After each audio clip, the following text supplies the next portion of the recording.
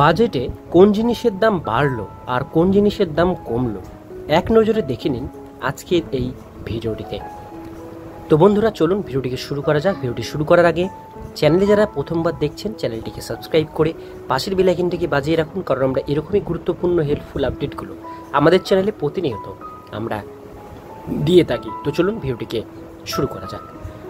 তো বন্ধুরা অনস্ক্রিনে আপনারা দেখতেই পাচ্ছেন, প্রথমেই বলা হয়েছে ইতিমধ্যেই তৃতীয়বারের জন্য বিপুল ভোটে জয়ী হলেন নরেন্দ্র মোদী, ক্ষমতায় এসেছেন। আজ মঙ্গলবার নতুন সরকার প্রকাশ্যে এনেছে পরিপূর্ণ বাজেট নিয়ে ঘোষণা করেছেন কেন্দ্রীয় অর্থমন্ত্রী নির্মলা সীতারামন। বাজেট অনুযায়ী দেখা যাচ্ছে একাধিক জিনিসের ওপর রয়েছে কর ছাড়ের ঘোষণা, সেই সঙ্গে বেশ কিছু ক্ষেত্রে বাড়িয়ে দেওয়া হয়েছে কর। আজকের বাজেটে কি কি জিনিস সস্তা হতে চলেছে, কোন কোন জিনিসের দাম বাড়ছে, কিসের দাম কতটা করে বাড়ছে, এক ঝলকে দেখে নিন আমাদের আজকের এই ভিডিওটির মধ্যে।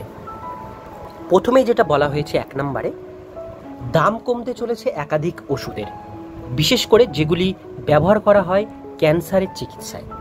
বিভিন্ন গুরুত্বপূর্ণ ওষুধের উপর থেকে তুলে দেওয়া হয়েছে সরকারি কর। এদিন অর্থমন্ত্রী নির্মলা সীতারামন জানিয়েছেন, নির্দিষ্ট 3টি ওষুধকে সম্পূর্ণ শুল্ক মুক্ত করে দিয়েছে সরকার।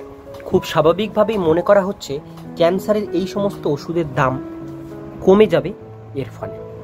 2 নম্বর, দাম কমেছে মোবাইল ফোন, মোবাইল রিচার্জ এবং মোবাইল সরঞ্জামের। এই জিনিসগুলোর ওপর থেকে আপাতত কমিয়ে দেওয়া হয়েছে সাধারণ শুল্ক কমেছে প্রায় 15%। আগের চেয়ে অনেকটাই সস্তায় মিলবে মোবাইল সংক্রান্ত সমস্ত জিনিসপত্র। এরপরে দেখে নেব 3 নাম্বার, এবারে দাম কমতে চলেছে সোনার উপর। আজ বাজেট ঘোষণার দিন অর্থমন্ত্রী জানিয়েছেন, সোনা ও রূপোর আমদানি শুল্ক 6% কমিয়ে দেওয়া হচ্ছে। বিশেষজ্ঞ মহল এই ব্যাপারে বলেছেন, এর ফলে সোনার উপর দাম কমবে এবং এই ধাতুগুলোর চাহিদা উত্তরোত্তর বৃদ্ধি পাবে। সাধারণ মানুষ আরও বেশি করে সোনা এবং রূপো কেনার দিকে ঝুঁকে পড়বেন। এমনকি এর ফলে মূল্যবান ধাতু পাচারের চক্রটি অনেকটা শিথিল হয়ে যাবে, এমনটাই মনে করা হচ্ছে। 4 নম্বরে আসছি, 6.4% শুল্ক কমিয়ে দেওয়া হয়েছে প্ল্যাটিনাম জিনিসের উপরে। 5 নম্বরে আসছি, শুল্ক কমানো হয়েছে চামড়া জাতীয় দ্রব্যের। খুব স্বাভাবিকভাবেই সেগুলোর দাম কমবে, এমনটাই আশা করা যায়। 6 নম্বরে দেখাচ্ছি, দাম কমতে চলেছে নিকেল ও তামারও, কারণ এর উপর থেকে কর তুলে নিয়েছে সরকার। আরও 25টি গুরুত্বপূর্ণ ধাতুর উপর থেকে পুরোপুরি তুলে নেওয়া হয়েছে কর। 7 নম্বর, আজ বাজেট ঘোষণার দিনে জানানো হয়েছে সোলার প্যানেল তৈরির জন্য ব্যবহৃত সমস্ত জিনিসপত্রের উপর থেকে তুলে নেওয়া হয়েছে কর। 8 নম্বরে দেখে নেব, সামুদ্রিক মাছ এবং অন্যান্য সামুদ্রিক খাবারের উপর কর কমিয়ে দেওয়া হয়েছে 5%।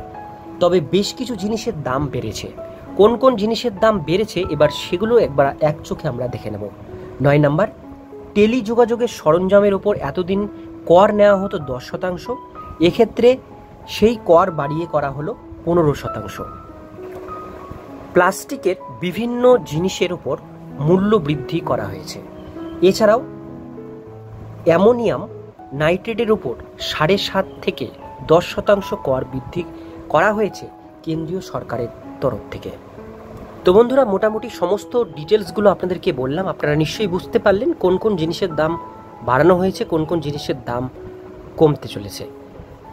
এটাই ছিল আজকের মূল ভিডিওটিকে অবশ্যই আপনারা সকলের সাথে শেয়ার করুন, যাতে সকলে এই জিনিসগুলো জানতে পারে। ভিডিওটি কেমন লাগলো কমেন্টে জানাবেন, ভালো লাগলে লাইক করবেন।